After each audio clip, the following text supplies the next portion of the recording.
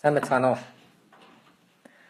За өнөөдөр Монгол Ардын хувьсгалт нам дээр нэр дэвшигчийг тодруулах асуудал явагдаж олонхын саналаар босоо гэдэг Ганбаатарыг дэмжсэн тухай дууллаа.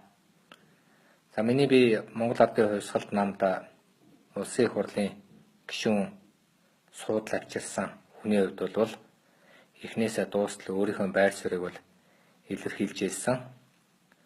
Олон хэвлэл мэдээллийн байгууллагаас одоо та энэ нэр дэвшигчийг дэмжиж гин үү, дэмжих ёстой юу гэсэн асуудал ярьж байна.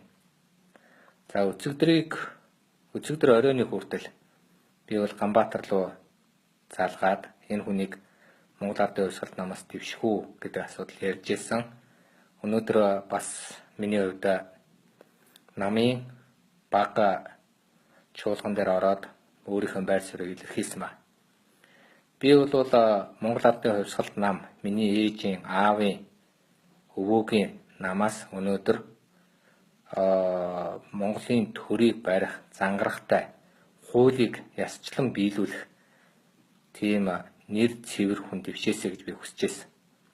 Мэдээж Монгол улсын 3 дахь ерөнхийлөгч Намрын их баярыг одоо дэвшүүлээгүй үйлдэлийг бол би буруу гэж бодож байгаа.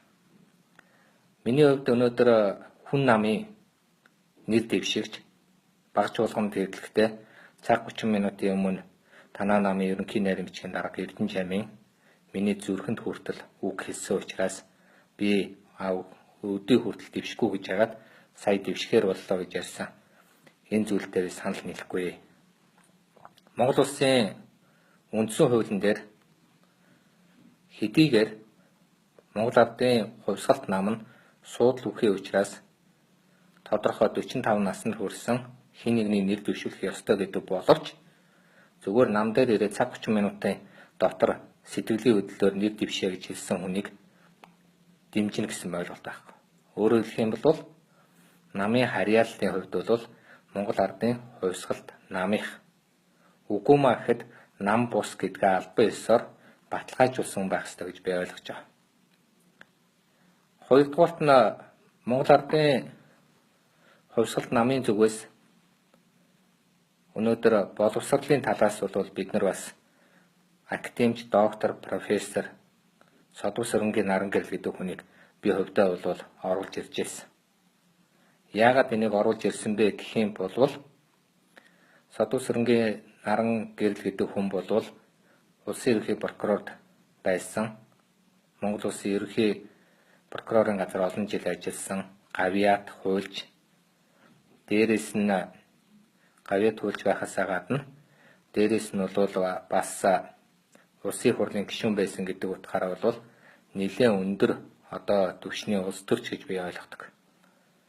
Тэгэхээр энэ хэмжээгээр ер нь төрийн зангаргыг бол нэгдүгээр тавих хэрэгтэй.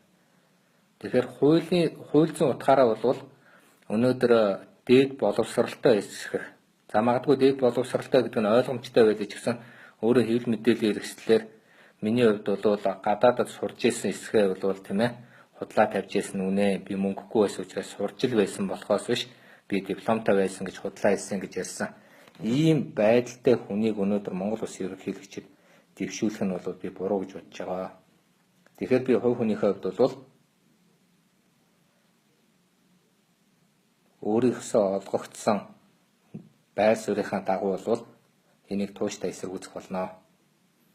Монгол Ардын хувьсгалт намаас сайн хүүгийн Ганбаатар гэдэг хүнийг дэвшлүүлэхийг би хууль зүйн утгаараач боломжгүй гэж харж байна. Үндсэн хуулийн хувьд ч боломжгүй гэж харж байна. Дээрээс нь улсын их хурлын суудл бүхий гишүүний хувьд өөрийнхөө албан балангаар энэ нэр дэвшигчийг дэмжихгүй гэдгээ хариуцлагатайгаар мэдэгдэе. Яг би яг одоо энийг хэлж байгаа гэхээр өнөөдөр цаг 21 цаг болж байна. Одоо 4 цагийн дараа гэхэд магадгүй 3 цагийн дараа гэсэн үг л дээ. Нэр дэвшигчийг эцэслэн бүртгэх сүүлийн хугацаа болно. Тэгэхээр энэ хугацаанд магадгүй сонгуулийн хороо, хэвлэл мэдээллийн хэрэгсэл бусад одоо юу гэдгийг хүмүүс магадгүй гишүүний хувьд та ямар байр суурьтай байгаа гэж байгаа бол миний хувьд бол дэмжихгүй байр суурьтай байгаа гэдэг хариуцлагатайгаар хэлж байна. Маргааш би алдан бичгээ сонгуулийн хороонд өгнө. Намайг улс төрийн томоохон тэр дундаа бас ямар нэгэн хөдөлгөөн хийх хадуух байлгаад намаасаа гарах тийм нөхцөл байдал руу Монгол Ардын хувьсгалд намайг удирдах байгаа одоогийн удирдлагууд битгий хүргээсэй гэж би бол хичээнгүйлэн хүсэж байна. Яагтвэл Монгол Ардын хувьсгалт нам болвол 114 мянган дэмжигчтэй. Өнөөдөр энэ дэмжигчид маань өнөөдөр харж байгаа. Би 70 жилийн түүхтэй бүтээн байгуулалт хийж 90 жилийн түүхтэй намын нэрийг цаашаа үргэлжлүүл авч явж байгаа хүмүүсийн хувьд өнөөдөр бас нэг тийм зангараг уламжил гэж байх ёстой болохоос улс төрчдийн зохион байгуулсан бөмбөгөнд бид нар орж тэрний талд орж явах ёсгүй. Өнөөдөр сонгуульд шудраг байх ёстой, ялах ёстой. Тэр дундаа өнөөдөр бид нар цэвэр ялтыг авах ёстой. Түүнээс иш 10 тэрбумын мөнгийг босгож чадах энэ нэгэн нэр дэвшээд эсвэл албан тушаалын төлөөл сонгуульд орохыг бол би зөвшөөрөхгүй. Ийм л зүйл хэлмээр байна. Баярлалаа.